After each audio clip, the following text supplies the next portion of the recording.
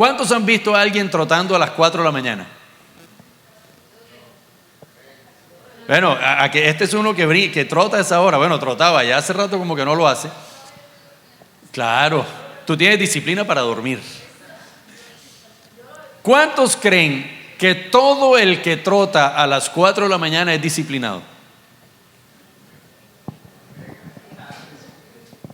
¿Ustedes dicen que sí? Yo no digo que sí. Yo digo que algunos son disciplinados.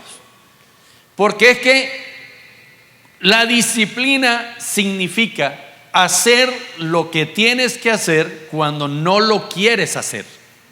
Hebreos 12:11 dice lo siguiente: ninguna disciplina resulta agradable a la hora de recibirla. Al contrario, es dolorosa. Cuando tú empiezas la disciplina esa de trotar a las 4 de la mañana, levantar, eso es doloroso, eso es horrible, eso es casi que del diablo. Cuando esa cama te tiene abrazado, cuando esas almohadas te tienen abrazado, las cobijas te abrazan y tú tienes que abandonar ese pechiche, eso es doloroso, es terrible. Luego dice: después produce la apacible cosecha de una vida recta para los que han sido entrenados por ella. Resulta que hay un momento en que ya lo que era doloroso, tú empiezas a vivir la buena cosecha de eso que era doloroso, y ya deja de ser doloroso para ser un placer. Entonces ya no es doloroso para ti levantarte a las 4 de la mañana, sino que el mismo cuerpo te pide levantarte a las 4 de la mañana. Y ya deja de ser doloroso y empiezas a vivir la cosecha de un buen hábito, de una buena costumbre, de algo que te gusta hacer. Entonces, no todo el que trota a las 4 de la mañana está viviendo una disciplina. Posiblemente está disfrutando el apacible gozo de la cosecha de lo que aprendió a hacer. Pero para algunos sí es disciplina. ¿Me estoy explicando?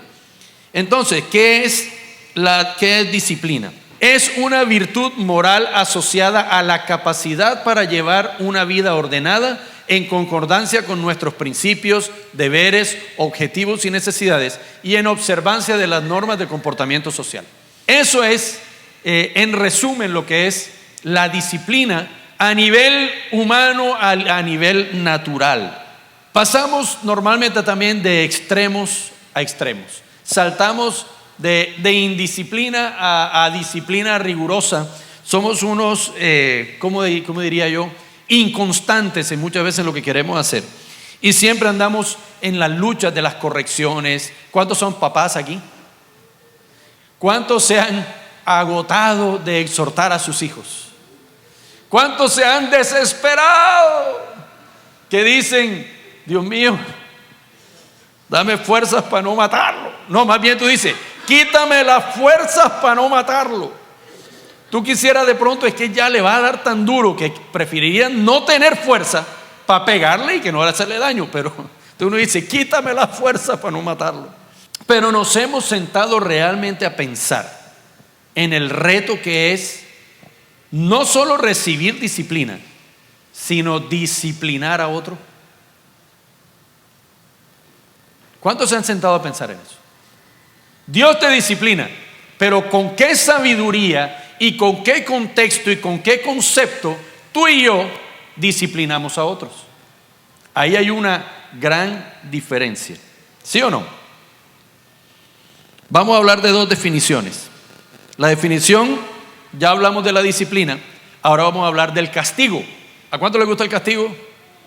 Definición de castigo: pena que se impone a la persona que ha cometido un delito o una falta o ha tenido un mal comportamiento. Entonces, ¿qué podríamos decir? Hebreos 12:6 dice lo siguiente: pues el Señor disciplina a los que ama y castiga a todo el que recibe como hijo. O sea, Dios disciplina, pero también castiga. Ahora nosotros podríamos inferir que el castigo forma parte de la disciplina. Pero muchos de nosotros, por no entender muchas veces la forma de actuar y de disciplinar, tenemos como norma de la disciplina el castigo. Nuestra mayor fortaleza por nuestra falta de carácter es aplicar castigo por encima de la disciplina. Llegamos a creer que castigar es disciplinar. Y no es. La disciplina es superior al castigo. El castigo es solo una pequeña parte del proceso de disciplina. Es más, tú puedes aplicar disciplina y nunca llegar al castigo. Mateo 4:1. Luego el Espíritu llevó a Jesús al desierto para que allí lo tentara el diablo. Uy, qué feo Dios. Se complace en mí y como premio me lleva al desierto para ser tentado por el diablo. Pregunta, ¿fue un castigo o fue disciplina? Es parte del proceso de disciplina. Pero tú y yo posiblemente lo vemos como castigo. Y cuando tú y yo no entendemos la diferencia entre disciplina y castigo, no respondemos de la misma manera. Respondemos de diferente manera y chocamos contra el propósito de Dios en nuestra vida. ¿Me están siguiendo? La sabiduría nos guía para poder hacer diferencia y depende de nosotros que el castigo o la disciplina sea recibida de la mejor manera.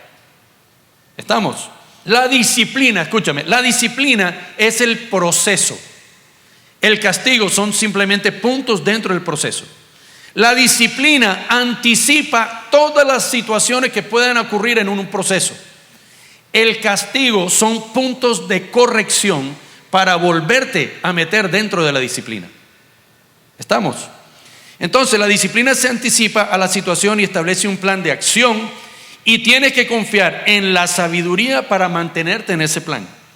El error que cometemos es llegar al castigo por desespero y no por plan. Voy a poner un ejemplo. Usted tiene un niño de 3 años al que ya le ha dicho 10 veces que se quede quieto. ¿A cuánto le ha pasado? Llega un momento en que esa situación está por fuera del plan de disciplina que tú tienes y el desespero te lleva a sacar la correa y darle 20 juetazos. Bueno, 2. Entonces, si tú no tienes la sabiduría para aplicar un plan de disciplina a tu hijo, vas a terminar en el desespero azotando. Y azotando de una manera con ira, y esa ira va a marcar el corazón, va a marcar la mente, va a marcar la vida de esa persona que está siendo castigada. Te voy a poner un ejemplo de vida, de vida. Cuando Cristian tenía, yo no sé, 3 años, yo no me acuerdo exactamente la edad. Al principio yo me acuerdo que uno cogía y le daba ¡ping! Su nalgadita, ¡ping! Y él se quedaba quieto. Pero resulta que el carajito va creciendo. Entonces cuando tú le das, ya no le duele tanto. ¿Sí o no? Ya el castigo, él lo asume y se lo perratea. Entonces yo le daba más duro, ¡tan! Y se quedaba quieto. Pero al poco tiempo, ya también ese golpe más duro lo asumía y seguía para adelante. Y en algún momento yo paré. Yo dije, aquí algo está pasando porque no puedo llegar al bate. No puedo llegar al bate. Yo me acuerdo una vez que estaban los dos, Cristian y Daniel, en la cama. Y hay algo que yo me comprometí en mi vida como papá. Dije, yo no voy a prometer nada que no les cumpla a ellos. Y eso fue un gran acierto de la disciplina mía hacia los hijos. Porque resulta que usted, para tener quieto a un niño, le dice, quédate quieto y mañana te llevo al parque. Mentira, tú no lo quieres llevar al parque, tú quieres que se quede quieto. Y como tú crees que tu hijo es bobo y no se da cuenta, llega el otro día y le embolata la ida al parque. ¿Cuántos han hecho eso aquí? Sea sincero, sea honesto. ¿Cuántos le han dicho, te doy el helado, te compro el juguete? Promesas. Ahora otros los asustan. Yo me acuerdo que mi suegra le decía, Cristian y Daniel me van a volver loca. Si siguen así, no les hablo más nunca en la vida. Pura mentira, puro desespero, puro castigo sin plan. ¿Estamos? Entonces los niños se dan cuenta que tú eres primero, que no cumples promesas. Porque prometiste, él cumplió y tú no cumpliste. ya tú empiezas a perder autoridad sobre la vida de tus hijos. Ya empiezas a perder credibilidad. La autoridad se empieza a desmoronar, porque ¿cómo van a confiar en alguien que les propone algo y al otro día no cumple? Entonces hubo algo que yo sí hacía. Cuando yo le decía esto, yo se lo cumplía. O le decía, mira, ve, puedes llorar lo que sea, no tengo plata para ese juguete. En eso a mí estuve firme. Pero también estuve firme cuando le dije, lo vuelven a hacer otra vez y te doy 3 correazos.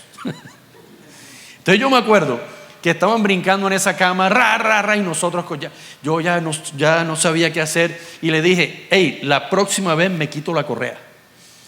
Y no pararon bola. Yo me quito la correa y esos pelados gatearon de espalda. Y gatearon de espalda y cogí, pero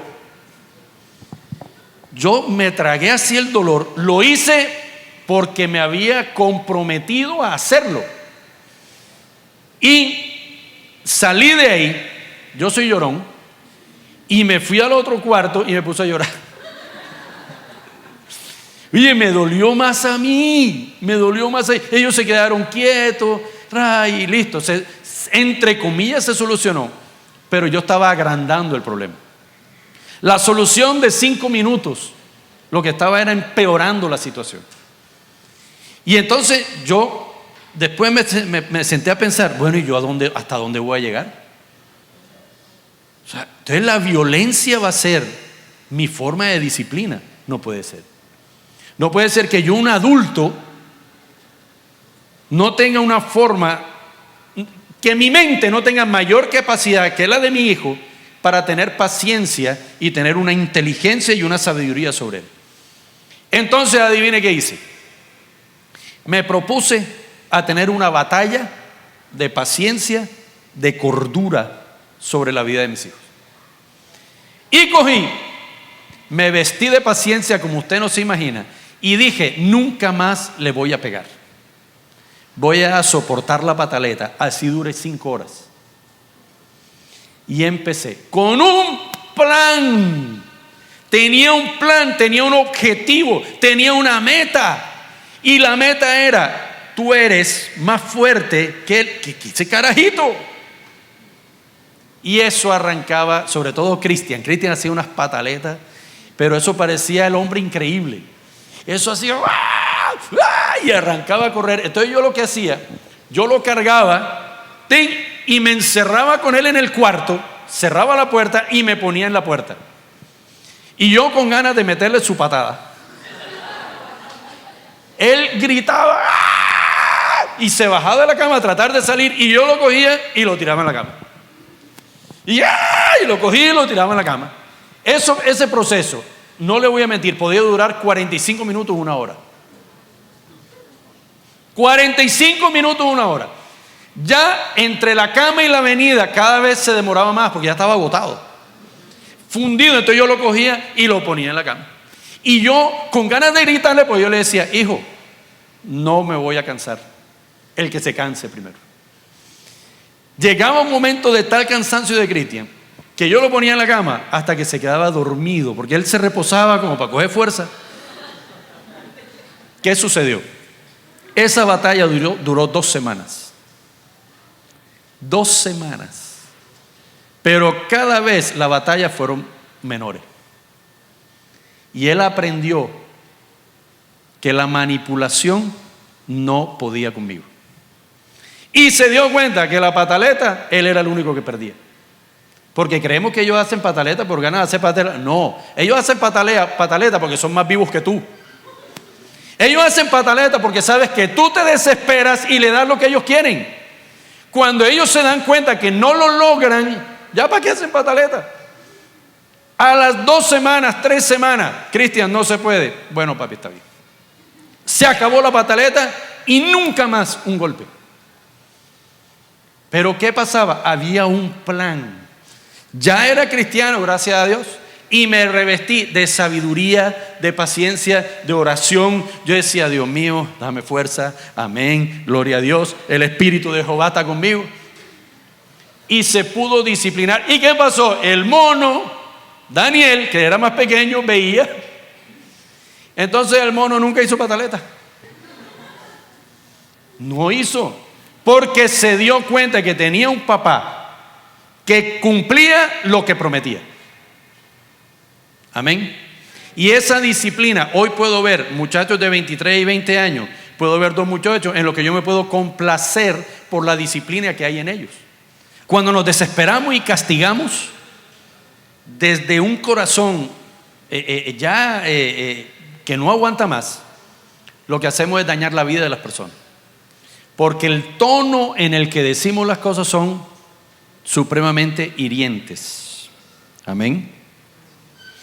¿Cuál es el problema para disciplinar a otros?